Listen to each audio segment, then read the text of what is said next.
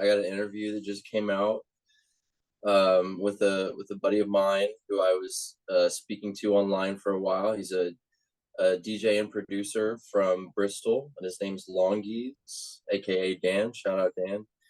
And he was just a person that I felt was kind of like at the forefront of like currently what's happening with like underground club music in that area. So I wanted to get in touch with him, and he was actually the second interview I did, and the first one that I uploaded. So I'm really new to it, but I had a lot of fun. It was really seemed really organic, and we just had a conversation right outside of a pub, and I'm glad I was able to get it down, get what's going on, because I mean, music these days moves so fast. So I think it's important to sometimes sit down with people, especially with like contemporary underground stuff, and just kind of get a grasp of what's happening, because you never know what things will look or sound like a month later, or you know. Yeah, and I'm just glad to hear people talk about the underground because I feel like with the internet, everything like becomes on the ground really quick. Like everything ends up out there really fast. So Yeah, it's nice that there's some people trying to do it in the underground scene. yeah, it's a changing landscape constantly, and I find it to be like a really interesting, exciting time compared to, let's say, like the 80s or 90s. You can kind of, if you have the willpower, you can kind of be like your own machine. You can kind of like create your own branding, or and promote yourself, and do it all. And there's some really interesting people in the underground that are taking advantage of that and using that in all kinds of weird different ways, and it's really like guerrilla warfare. you know That's nice. It's good. So you were recently in the UK and the EU. yeah, I just took my first little vacation out there, my first trip, first time on a plane or anything like that, and I spent a couple of weeks out in Europe. First half of the trip I was in London and Bristol, and then where I did the Longies interview. And then the second half of the trip, I was in the Netherlands. So uh, part of that was in Amsterdam, and then a small bit of that, which I have another interesting interview that I'm very excited about, was with my buddy Boris, who ran Topi Germany in the '80s. So I visited him at his house, and just took some video of his archive, his amazing archive, and had a really cool interview with him, and that went really well as well. And what's your journey been like? How'd you get into Topi? So I got into it the same way a lot of my friends did, through music. Um, I started kind of branching out from from kind of like the punk rock underground metal scene here in Houston, and started venturing out into electronic stuff in the early 2000s, when I started DJing. And when around the age of like 23, 24, I got into like really experimental stuff. And usually when you dig down that rabbit hole, you find Throbbing Gristle, of course, and if you dig deeper, that leads you to Coil and Psychic TV. So I just came across this music, and through people I had met online in the witch house scene, which is kind of like a micro internet genre, like one of the early ones from the early 2000s. And I asked a bunch of friends. I was like, "What do you know about this music? This seems really interesting. Seems to be like a lot more going on." So I came across a couple of friends who knew quite a bit about it, and we would just share imagery and any kind of information we could find. It was all really scattered back then, and just figure out what the heck was going on, what everybody was up to, and uh, eventually found Facebook groups and uh, talked to all kinds of people uh, in groups and or individually, and that led to me contacting people on the phone that were involved and getting in like conference calls with people, and then eventually I met Tom Banger online, who ran the North American part of Topi, and he was a big help in connecting me to like Boris, and that's just where I'm at now. I'm kind of uh, just reaching out to, I guess, key people, and when I say key people, I mean people that were like really heavily involved that aren't talked about a whole lot. Because when you're researching this stuff, or you're interested in finding a lot about this stuff, you come across of course, Genesis George quite a bit, who's obviously like the biggest part of it all, if not one of the most important people. And you don't hear a whole lot about people that were involved in the network as much. So I'm kind of uh, doing my best to document that in a way, and meet and interview as much people as possible, because I think especially with, like I was saying earlier, like how fast music and the internet goes, I think it would be a huge tragedy for something like Topi to kind of just be lost in time, because it was kind of like the internet right before the internet. It was so inspiring, especially for me, is to see these DIY people sharing really rare information and kind of like helping each other grow as individuals, and support each other. Because the attitude and mindset of the internet these days, I would say, is quite the opposite, which is like form an empire. Everybody's out to get you. You got to be your own boss. You have to be this entrepreneur, which can, in a lot of ways be a good thing, but can also distance you and kind of put you in a bubble in a lot of ways from information or art or sides of yourself. You weren't able to really have access to or tap into, just simply because the algorithms and things like that kind of prevent you. So to see young people in the 80s kind of get together and do the best they can to connect is a big deal for me, because I'm kind of just obsessed with underground culture in general. So particularly like rave culture.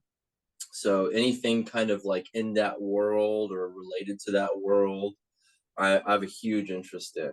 So Well, you have to tell me what's going on with the rave scene now. How's the rave scene in Houston? the rave scene in Houston is a very interesting experiment in social behavior, I'd say, because it's not Houston's a really big city, but I guess the scene here is much smaller, and from what I've seen and know, I mean, I haven't traveled everywhere, but from the lens of the internet, it seems like things are operated very differently here. So, um, for example, like in LA, that's kind of like where the rave scene is booming, and you have these huge underground warehouse parties, and sound system culture is really big. Um, and you have these young kids bringing out these like big time acts, and they're just kind of like pouring all their money into it, and it very much like resembles stuff in the 90s. And here in Houston, we're still trying to kind of like form a culture and an identity uh around the music, because historically, Houston is kind of like a, in my opinion, like a hip hop town.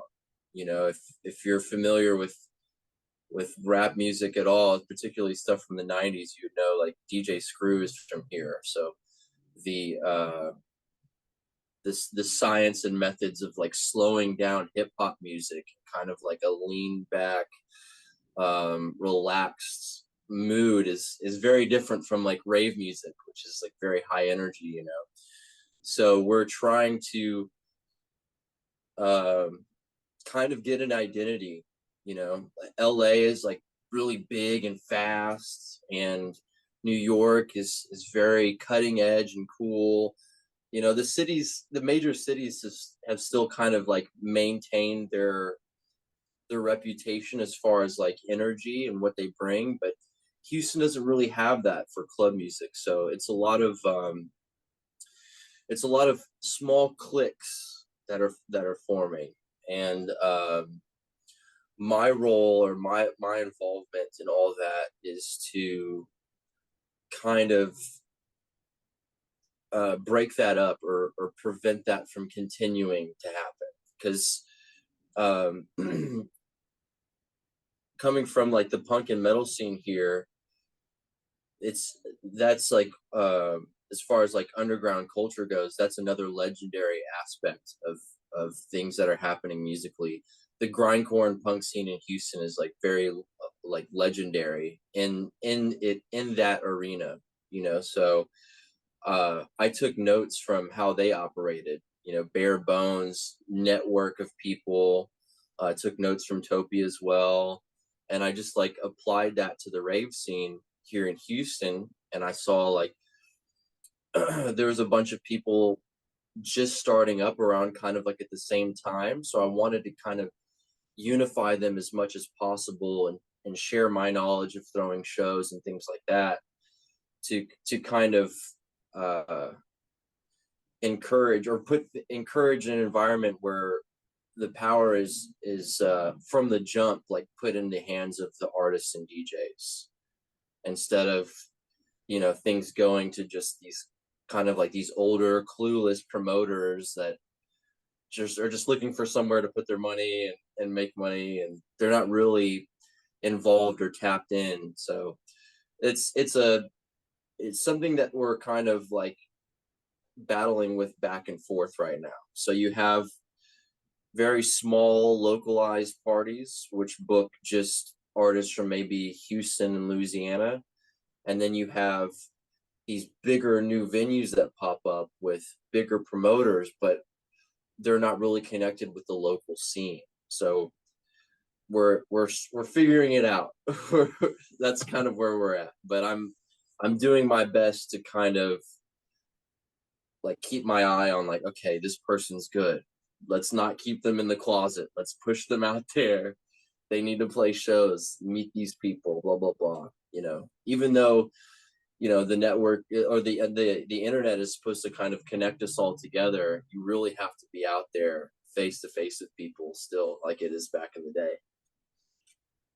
Yeah, totally. And it sounds like you're trying to do that, like creating a network and a community rather than having this attitude of like, I own this area and kind of keeping other people out. Like you said, a lot of people on the internet are kind of doing or encouraged to do. And that is something that Topi did really well. And everyone you meet, everyone's so supportive still, like Right, whenever you right. reach out to people that were involved in Topi, they're all like really interesting artists in their own right, whether they, still talk about it or not, and they're all really supportive and just kind of encouraging of individuals to do what they're passionate about, and I love that.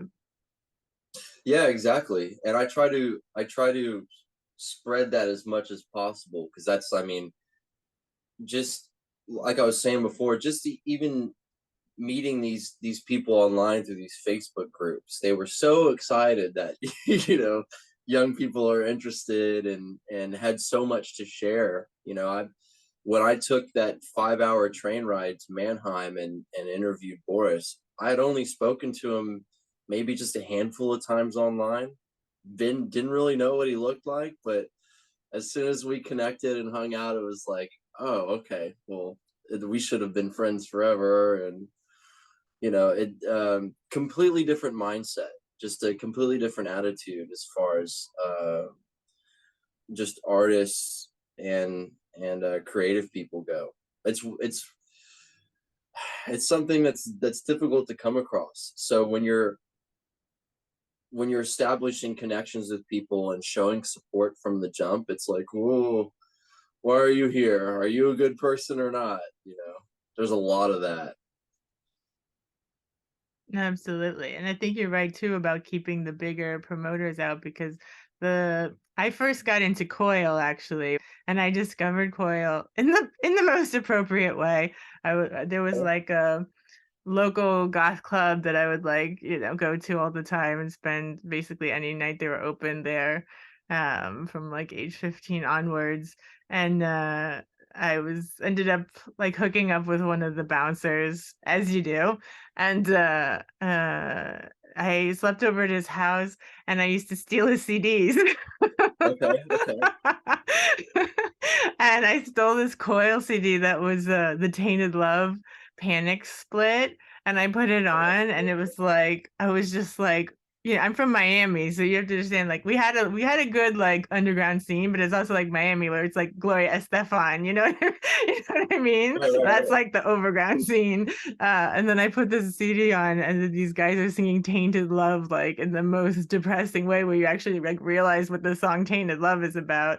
And then the other song is "Panic," and then you read the liner notes, and all of the money they raise goes to raising money for AIDS. I was just Right, like, right, right. who does that? Like Exactly. I'm mind blown right now. And then I was just like obsessed with them. I didn't know they were occultists or anything like that. I just like latched onto them and found anything I could find by Coil. I was just like hungry for it for years and years and years. And then of course that leads you to everything else that those guys are related to. But yeah, it was appropriate. But the my point was that also the guy who ran the club, he's still around, and the club, it's not a regular club anymore, like every weekend, but it has like a night here and there or like monthly thing or something like that. But he always was like very sure not to let the big promoters in to use the club for like, Thursday night, college night, reggae night, or whatever. He was just like, Right. no, like I don't want that money in here. It's gonna ruin everything. He just like kept it underground. And I think that was really key to why like all of us like, kids like found a home there. It was like safe place for all of us to be. What was the music scene like in Miami? Were you like a goth kid? Were you I was a listening to? goth kid, yeah. It was all like, yeah, goth and new wave and EBM, and yeah, it was just like any night they were open, we were there because yeah, didn't have anywhere else to go basically, and yeah, it was kind of an interesting time because like in Fort Lauderdale, Marilyn Manson was a local band at the time. They Oh hadn't wow, been okay. signed yet. So we used to go see Marilyn Manson in like when they were called Marilyn Manson and the Spooky Kids, and Right. they would like play in like pizza shops like donut shops, like really all ages places that were like okay, we can play here for free. And then they Yeah. eventually got this night at the Button South, the club was called, for like it was like a $2 to see them play, like Okay. every Friday. So we used to like go up there. It was like Fort Lauderdale's a little outside Miami, but we used to go up there and like watch them at the Buttons. So that was something we did too. So that was pretty fun. It was pretty fun. Like when they got signed, I like didn't really understand how famous they were getting because to me they were just like this really weird little like South Florida band. It was like who would like this except for like us kids. But they got Right, really right, of big, course. clearly. Yeah. There's a lot of us kids around. And they used to like have us all line up and like douse us in chocolate syrup. They like baptize us all in like chocolate syrup. So we go Right, like right. covered in like whipped cream and syrup and stuff. And it was pretty fun. It was a pretty good time. I graduated high school in 95. So this was like, mid 90s. And I think they got signed in like 94 or something like that. Uh, yeah, and there was also like a punk hardcore scene, and there's a lot of metal from Florida too as well. But I mostly went to goth things and then like the punk, all ages shows I could get into, basically. But then of course as well, like even on South Beach, like the clubs then they didn't really care about ages then, like they do now. Now they're like very strict. I assume. I don't know. Who knows? Maybe they're not. but they really didn't care then, and like we could get in anywhere. It was not a problem, you know. Right. So it was fun. It was a good place. It was a good place and time to grow up. It was pretty fun. What do you think about his Marilyn Manson's persona now? Like how he's perceived, or do you I even pay haven't attention? really paid attention. I Wow. like since the fourth album was, I guess it was Mechanical Animals. That's when I kind of dropped off after that. So I haven't really paid attention since then. I've like seen him on like TV shows and stuff, and I'm like, just like, that's weird. All those guys, like, they used to all like work in the mall. So they're like these like, cute goth guys that worked in the mall, like record store or CD shop, you know what I mean? It's like, and then they became this like huge thing. So it was just kind of like mind-boggling to me. It's like, really, how did those guys get that famous? But they were fun. So Okay, okay. yeah, there's definitely worse bands to have been like your kind of local band when you're in high school. Definitely. That's for Definitely. sure. They were pretty fun.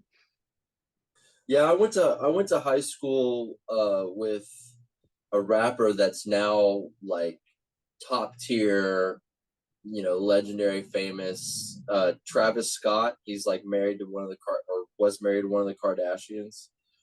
I went to high school with him, and uh, it's interesting watching somebody that just had a very average, normal background kind of get built into this like iconic figure, because I know the person that you just looked very normal and dressed normal and went to school, not this like, super buff, tattooed, ready for action superstar. It's interesting watching people turn into that or morph into that, and I guess including bands as well, right?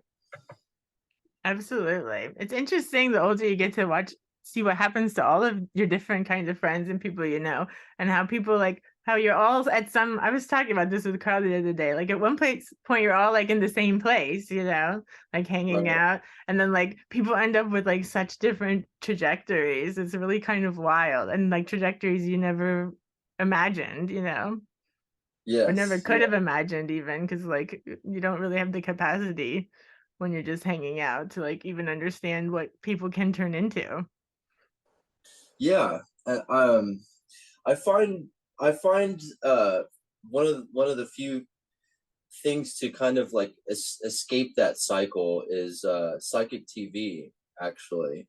And I've watched, I'm from the camp of people that, are in their late 20s to early 30s, who are who either have a bunch of books on a shelf at home and know about this and that, maybe a couple of things, or people that are actually practicing magic and trying to get in touch with each other and things like that. And we're all of us are like really, and we talk about it a lot, like we're really aware of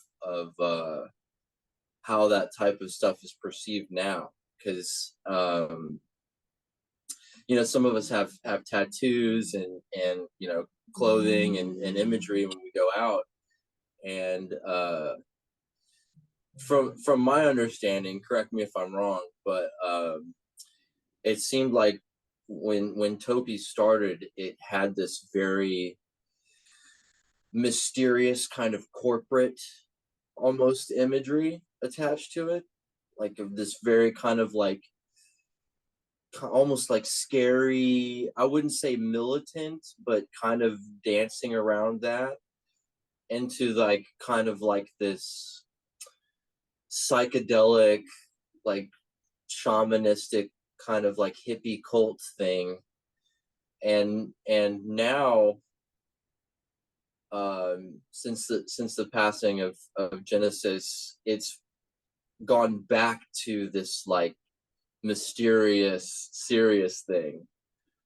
And in my early 20s, when I was just trying to find people and contact them, it was still seen as like this, it kind of, the attitude or its perception was kind of left in like the early 90s, which was kind of like this kind of loose, almost like Grateful Dead-ish type energy. Um, but now, since information is a little bit more accessible, and you know, you can reach out to people like me and a bunch of others. Um, People seem to be more interested in it now, and it's like looked at a little more seriously. You know, when I would first go out and I would, you know, have a shirt on or something like that, it would be like, oh, you like Genesis Fjord, you like Throbbing Gristle, blah blah blah. And now when people see it, it's like, oh, hey, are you still into that? Can you send me some information? Do you, you know, I feel like people are taking it. Its imagery is kind of like come full circle versus kind of just getting watered down or looked at as like an artifact from the 80s or something, like a lot of things do, you know. Yeah, totally. I think it has relevance now, and especially like with Lady J and Jen's Pandrogyny project too. It's like I think that has a lot of relevance. I talked to a lot of people where they're like very much becoming icons of kind of bending identity, including gender, but like in all sorts of ways, because of course their project isn't just about gender, but it's just like breaking down identity, period, and like, you know, coming Right. together in new ways. And even like when Lady J passed and Jen was like on this side and Jay was, you know, on the other side, you know, then it also became about this communication that traversed like life and death even, and not just like between two people communication breakdown, but like they could actually still communicate even though one of them had passed, you know. And so they're definitely coming from a, yeah, very magical alchemical place, that I hope seeps more and more into the kind of identity, gender uh, discussion in the more mainstream more and more. I don't know if it can, but we'll see. Yeah. Yeah, that's where I'm hoping things are continuing to head, you know. I'm hoping that the more people discover like the type of people that they are, I hope that people just discover more of who they are as an individual, and like, you know, who they are inside, which I think was a major message or a major point that Toby tried to make, you know. Yeah, and Jen been using like the we pronoun, you know, since like the 80s, you know. And so Right. I think Jen would be completely blown away at, you know, the discourse now and how like it's in popular, really like popular mainstream cultural discourse now that people are like they, them, and we and stuff like this. I think Jen would be like mind blown. Of course, Jen is somewhere on the other side, mind blown, I'm sure, but I remember like towards the end of her life, like, you know, seeing people writing like she, her, and things like that in the bottom of their emails. And Jen was just like, I can't even believe this is happening. Like, was so excited about that, you know? Yeah, Um, absolutely. but I love that you put like on your Instagram profile, for instance, you know, that you're an individuality activist, explore yourself and confuse authority. I think people should have as many options as possible to express themselves, you know. And I hope that encourages experimentation. You know, you're starting to see it a little more here and there, and like rave culture and club culture.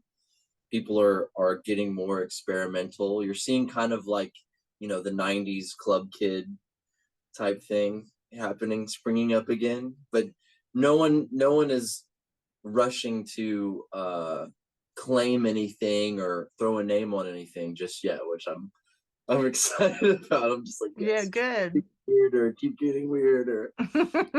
Keep getting weirder. That's a good slogan. I am all for that. Yeah, 'cause the universe is much weirder than people like to admit. Yeah, yeah. It's it can be pretty spooky sometimes, you know, because I'm somebody that grew up with the internet. You know, I started on dial up when at an age where I could like actually digest what was going on, and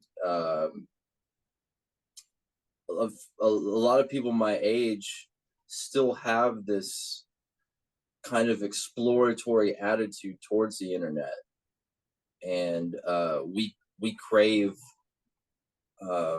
change, and we crave things for things to be interesting and odd and weird, because the internet makes us see so much of the same stuff all the time, you know.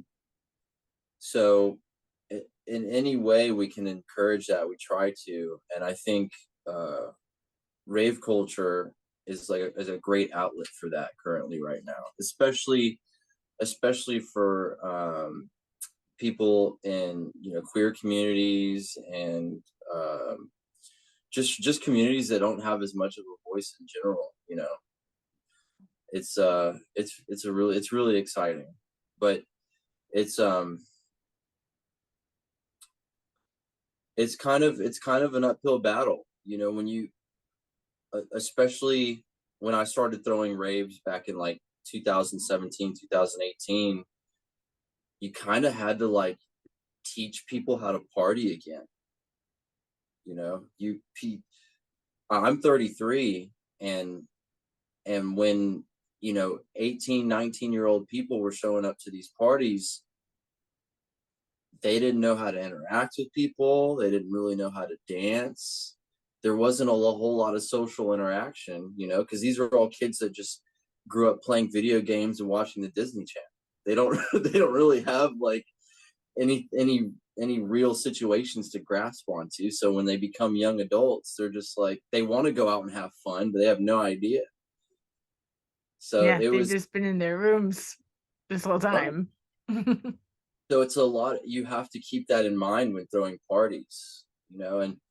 And that's one thing is that's like a key factor in Houston having an identity, you know, because especially after COVID, because we've all been in, some people have spent an entire year inside or not going to work, and they forget how to have a good time. They forget how to let loose, or, you know, how to express themselves in a way they would really want to. So um, you have to sort through all kinds of drama and muck and internet hearsay, and try to remind people just to get to the point of like, okay, is the music good? Have a good time. Who cares? No one's looking at you. You know, have fun. Not everybody is, you know, up like this with their phone taking videos of you. They want to have fun too. And, you know, I constantly at my own parties, I'd have to, I would purposely not let anyone know that like I was the one throwing the party. I would like to, you know, undercover boss kind of run around and be like, "Are you having a good time? Loosen up a little bit. Whose party is this? Do you like the music?" Blah, blah, blah. You know, just kind of encourage people to like not hold on tight to their drink, which is still a thing. Still a thing. We're just now coming out of that. So anytime I see somebody dressed wild or dancing wild, I'm like, who are you? More of you. You I'm know. glad to hear that people are coming out of that, because I got worried like where people's imagination would go, because I feel like the internet can be so passive. I mean, I love like the idea that people can like have different identities online, or at least before like Facebook and stuff were policing all of that kind of thing as much. Like people were able to kind of explore different identities online. That's great. But I feel like so much of it is just so passive, where you're just like looking at whatever's being fed to you, instead of like having to Very kind of aesthetically. develop your imagination and like figure out what you're gonna do. Or Yeah, things are very like labeled and very aesthetic based. You know, if you're, you know, if you're not goth, you're punk, and if you're not, it's like, are we back in middle school? But that's kind of where we have to start over again in a way. You know, you start there, and things kind of blend together, and people are just like, oh, I'm just me now, and this is me now, and that morphs and changes. And it's like the Twilight Zone, because, you know, a lot of my friends, we remember what it was like before all that. You know, you would hang out with people and spend all day with them, and you you just existed with each other, and you had fun, and not everybody was a stranger, you know. And these days, that's very much the case.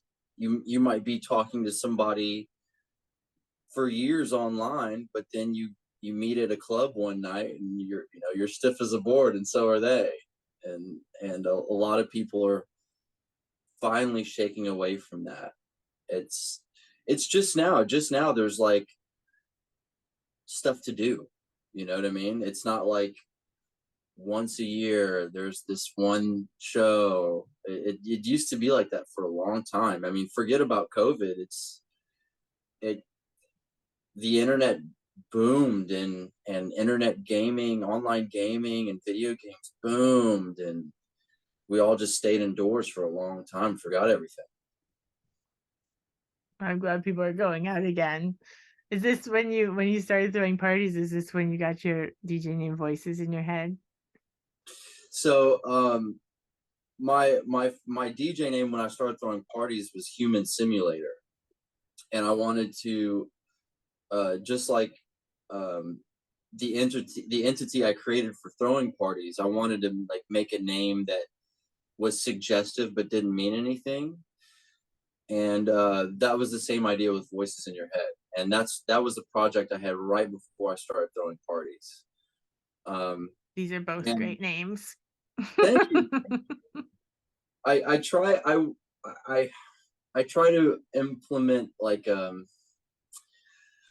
silly, mischievous element to like when I'm creating the names of stuff, and I try to take advantage as much as possible. Like what I can, how can I use this creatively? So in the names, it's definitely that way. Um, but Voices in Your Head is my favorite project. It's my biggest project. It's the stuff that I put the most work into. Um, but I took a break from it so I could focus on throwing parties. And after I did that for 2 or 3 years, I was like, okay, I figured out the lay of the land. I can go back to focusing on my other projects, and so I'm almost ready to go back and start doing episodes. But there's 11 of them online right now. They're on my SoundCloud, soundcloud.com slash human simulator 23. And that project is the best way to describe it off the top of my head. They're like 1 hour sound collages that are blends of anything from 80s, 90s commercials to me ordering fast food to having conversations with strangers at parties to weird scripted stuff that I make with my friends. So it's just kind of like, if you found like a weird headset on the ground or like a weird pair of headphones, and no matter like what you plugged them into, it would just be taken over by random stuff that seemed to come together, but not really. I always want to make it seem like it's almost maybe telling a story. It's just a water slide of sounds, and I have guests on there sometimes. Hopefully you'll be a guest. I'd love to have you on as a guest. Sure. And all that requires is just you or whoever I do an episode with. Hopefully this will encourage people to reach out. Just send me 5, 6 songs you really like. Is the more random the better, and match that up with like 5 or 6 audio clips, and they could be anything, stuff, trailers from movies, all kinds of stuff. An episode that people really like quite a bit, and you mentioned before, was the episode I did with Paul B. Hampshire, or Buddy B. He was the first person I did an episode with via email, because he travels a lot between London and Thailand. So I reached out to him right before or a little before he started doing this Thai Capsule project, which is like poetry based. So he would just send me recordings of like him walking around these markets and like saying really weird stuff into his phone. And that was just, it's just a blast. It's fun to do. And I find it to be a very interesting way to kind of get to know someone, because you're specifically picking out all this stuff, and it's stuff that you like, and it gives you a chance to be creative, and you have kind of free reign to record whatever. It could be screaming, or or whispering, or anything, and it's fun for me to put it all together, because I look at it from like a DJ perspective. So I record it all live in one take, and I just go with the flow and blend it together, and it's so much fun. That's the And best way. yeah, and that goes all the way back from being inspired by a lot of the collage work and stuff I saw from like Topi imagery and things like that. And it's an art form I highly encourage anybody getting into. It doesn't take a whole lot of work to find some magazines or some books and just cut them up and piece things together. And hopefully you'll start doing that with your clothes and Identity. yeah. But that's Yeah, no, I that's the love that's world why I we love the cut up so much, because anybody can do it with whatever medium they're into, or multiple mediums. You can cut up sound, you can cut up images, words, yeah, clothes, fashion, identity, do it with performance art. This is like anything that you do, you can cut it up, and it always, yeah, ends up telling some sort of interesting story, you know? Yeah, absolutely. And that's why I think your podcast is great, because uh you have a lot of really professional people on, and to have, for me, someone that's a listener, to hear this type of this language being spoken from people that are highly educated, that are really professional. It's really inspirational, because most of the time we just have ourselves that we communicate to, and we kind of try to nudge things along on our own. But seriously, like you, Carl, Tom Banger, Paul B. Hampshire is great. You guys, like, reaching out to y'all is like a really big inspiration for us. The movies that y'all work on, the collages that y'all put out. You have an Etsy, right? Where you put out some Yeah, of I your work. just made one because Carl had put some of our collages that we made for some shows that we did together on his Trapar site. But Carl's so busy. He has so many things going on. And then I made all these new collages, and I thought, instead of like bugging him or waiting for him to have to load these up to his site, I'll just make an Etsy and throw things up there, and then I can deal with shipping it or whatever. Yeah, yeah, and I like your style as well, with like the words that come out of the head. I like Yeah. that. That happened after my friend got murdered. I started making portraits of her with that, and I think it was like a way to, like, I don't know, have her saying things again. And then I just started making portraits of all sorts of people who had passed away. And then I was like, wait, I can make these portraits of all sorts of different people and not just dead people. Yeah, Let's right. stop being so morose, Vanessa. I go there like real fast. But of course she was murdered, so it's understandable. So then I started making portraits of like other people, and just like taking Carl's photos, because Carl has like so many photos laying around, like actual printed photos. So I take like photos, people like Zev and different people that he'd shot, and Peter Christopherson and John Balance from Coil, things like that. And then I started making collages of them, and yeah, now everybody in my art gets these like word halos, because I don't know, I guess it's a nice way to make them be able to say something, like, see what this image says, see what this person from this magazine says. Have you ever thought about like putting out a video on like your process or anything like that? Yeah, I guess I should do that. I talk about it at our Patreon a lot, but I haven't made like a video of it. Um, what I like to do is I like to make the collage, and then after I have a bunch of them, or sometimes just one, but usually I record. Carl has a little studio in our house, so I'll like take my scrapbook of collages and I'll bring them into his studio, and then I'll just like record myself reading the cut ups one by one so that they become, spoken word recordings. And then like I've been working with this guy Pete Murphy in the UK, and then this I have like a few people that I'll just like send them like these word poems, and then they can set them to music or do whatever they want with them. I don't care what people do whatever you want. Like Pete Murphy's fun for example, because he at first would just set them to music, but then he asked me one day, like, can I cut up the poems? I'm like, of course you can. Like, they're cut ups, like cut up the cut ups, of course you can.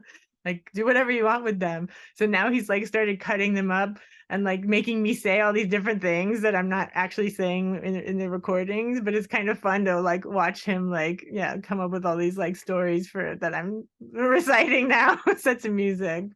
I love it. So I can send you some of those too if you want. Yeah, yeah, that'd be great. I love seeing any images of your work. You and Carl are so busy. Both of y'all are so busy. It's really inspiring. Yeah, that's just what we do. Like that's what I was doing all day today, Saturday, before I talked to you. I was just like had music on and sitting there making collages like for hours. I just do it for hours. It's like I don't know. It's my place. I like to be. That seems to be like one thing that is in common with almost everybody I know that is aware of magic, practices magic. They're all like incredibly great collage artists. Like It's my true. mentor David Lejeune, who's like a legendary poet and collage artist here in Houston. He has these, and I've made I think one of the first like interview style things I ever did on video was with him at his house. If you on the Body Drip Vimeo account, um, that's like one of the first videos I posted. But he does these like gigantic books, like these like Bibles full of like hardcore like gay pornographic collages that are just like these labyrinths of different worlds. And one thing that hopefully I'll understand someday, but maybe you can elaborate on this. It's just like how you can tell when somebody has been making collages a long time, even though the art form is so random, it seems like.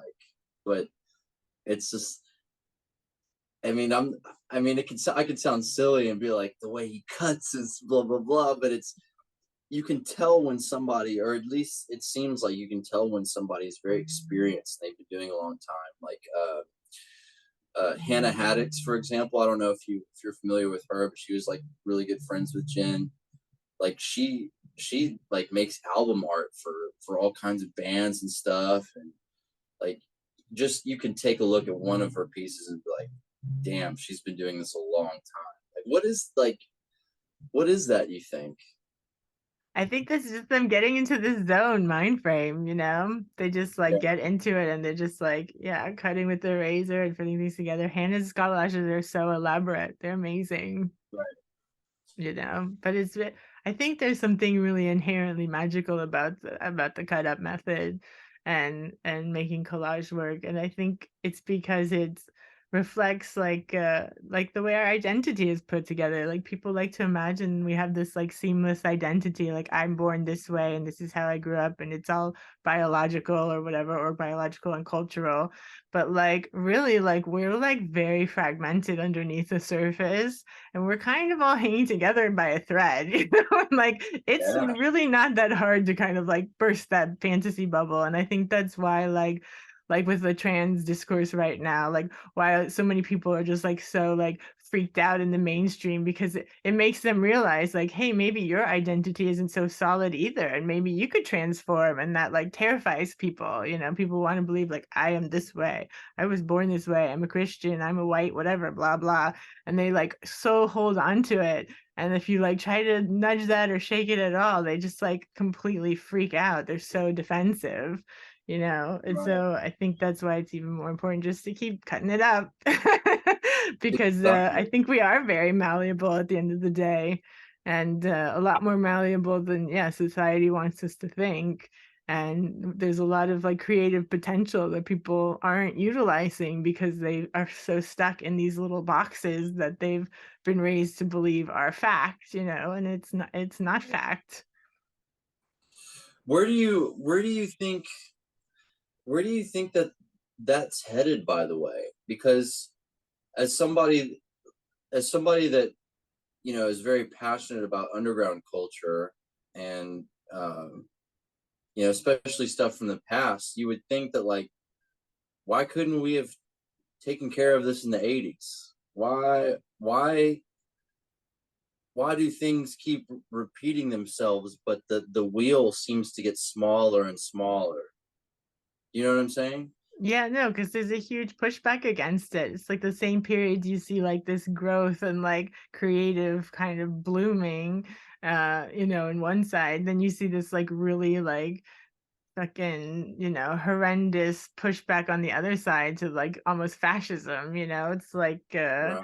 there's like a really, really strong pull not to let people, you know, self-actualize, individuate, use their real like full creative potential. You saw it in like the 1960s, you saw it in the 1980s, you're seeing it again now. Um, yeah, and unfortunately those forces that clamp down, you know, they've got a lot of structural power behind them, intentionally, that's trying to keep people in their place. uh yeah, and it fucking sucks. Yeah. Hopefully the internet will, like, give us the power to kind of like preserve a lot of this important underground culture and like allow it to be repackaged in like a digestible way. I think that's why a lot of history repeats itself, is because for a gigantic list of reasons. We're taught to look at things just even 10 years ago, 15 years ago, is almost a joke. We're taught to look at things from the past as like silly ignorance, and we know better now because it's the future. And in actuality, a lot of things just keep repeating themselves, and a lot of important cultural movements and times in history, like, just kind of get forgotten about, and or they become buffed out to the point where they're theme parks. I It breaks my heart to think that punk rock will just be remembered as like Green Day and the Ramones and like the sex, Fashion, it was a fashion trend. or yeah, Hot Topic. Like it,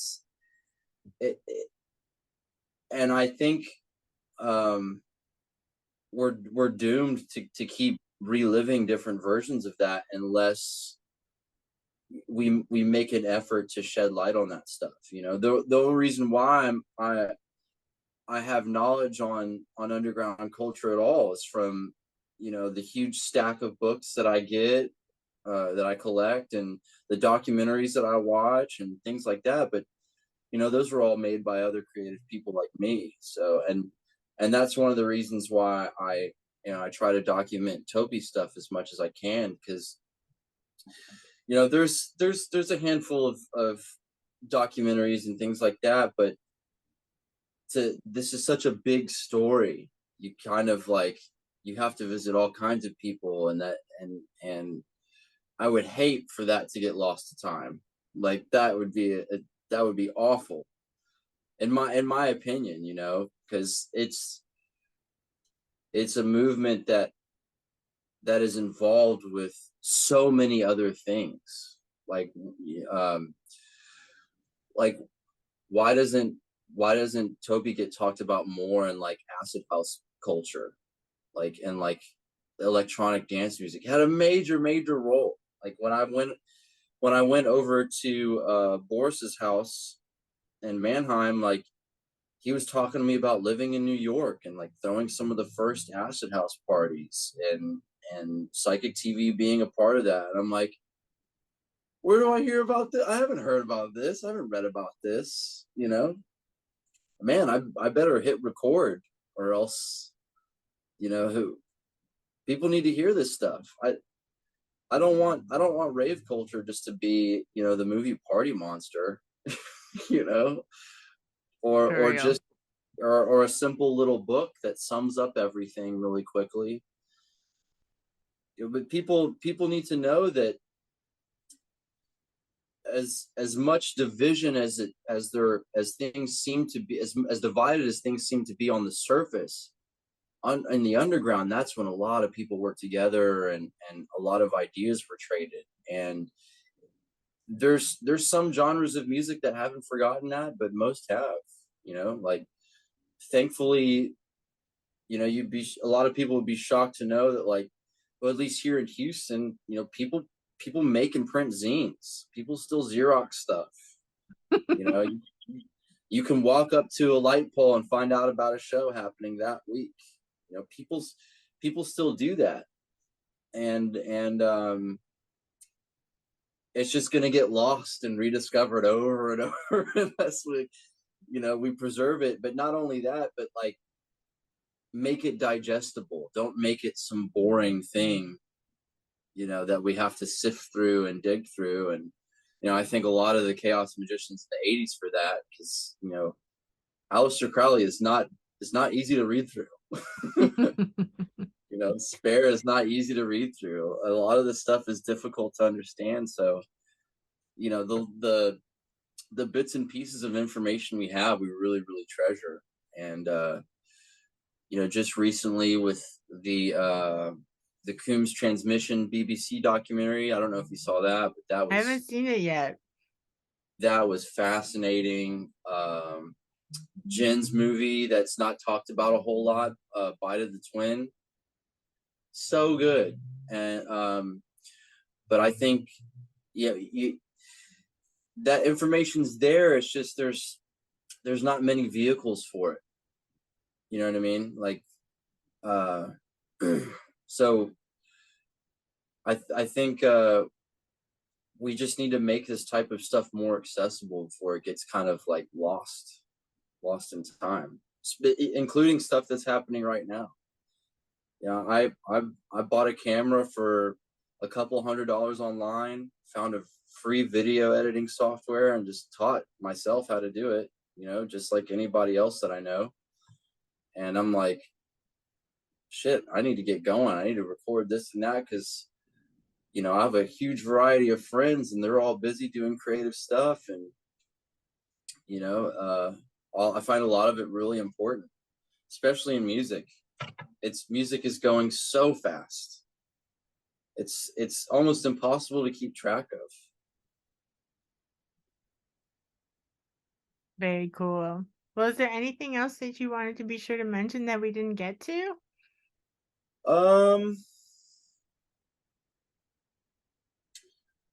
Just anybody who's watching or listening, just reach out to me on Instagram, email me, find me on SoundCloud, whatever. I love to collaborate with people. I love to talk about magic, love to talk about music, obviously.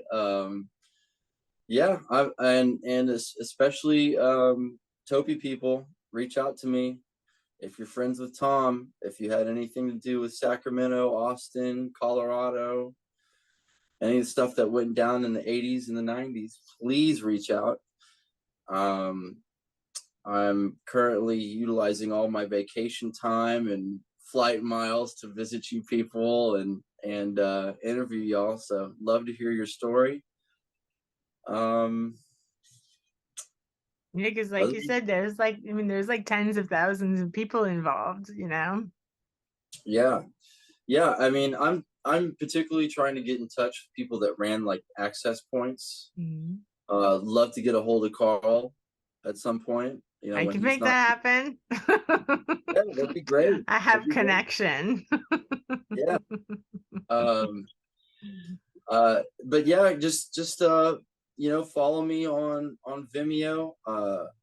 I use that instead of YouTube because, you know, copyright issues and things like that. I take a lot of videos of like DJs and bands performing, particularly in the Houston area, and I'm always uploading stuff. So yeah, check me out. Uh, I run a anti-brand, that platform that's dedicated to documenting and showcasing all that stuff, called Body Drip.